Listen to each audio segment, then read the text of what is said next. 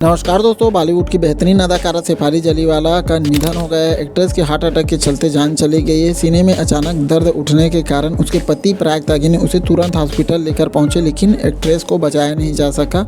वहां उसे मृत घोषित कर दिया गया है। पराग शेफाली के पति है। उसके करियर और काम के बारे में बहुत कम लोग जानते हैं, तो इस वीडियो के माध्यम से आप लोगों को बताने वाले हैं पराग त्यागी कौन है, क्या करते हैं और कहाँ के रहने वाले। तो चलिए स्टार्ट करते हैं।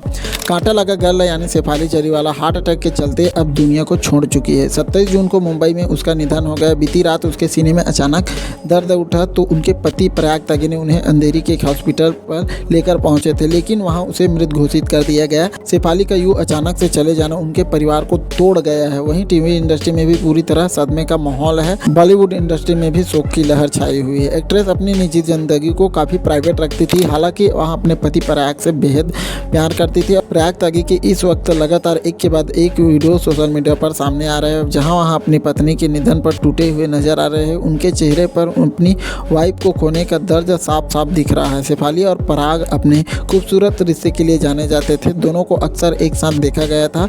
इंस्टाग्राम पर हाल ही में एक वीडियो में अस्पताल से बाहर निकलते समय पराग को गम में डूबा हुआ देखा गया है। मोदी नगर के रहने वाले पराग त्यागी ने साल 2008 में crime thriller a witness day से अपनी एक्टिंग शुरुआत की थी, जिसमें नसरुद्दीन शाह और अनुपम खेर लीड रोल में नजर आए थे। अगले साल अभिनेता ने पवित्र रिश्ता में विनोद के रूप में अपना टेलीविजन डेब्यू किया था। इसके बाद वहां कई फिल्मों और टीवी शोज में नजर आए, जिसमें ब्रह्म राक्षस, जोधा अकबर और शक्ति अस्तित्व के एहसान की कई अन्य शो शामिल हैं। पराग ने तेलुगु फिल्मों में भी काम किया, जिसमें अगन्याथवासी, विंकी मामा, रूलर और सरकारू वाटी पाटा शामिल है। आखिरी बार उन्हें सलमान स्टारर फिल्म किसी का भाई किसी की जान में देखा गया है।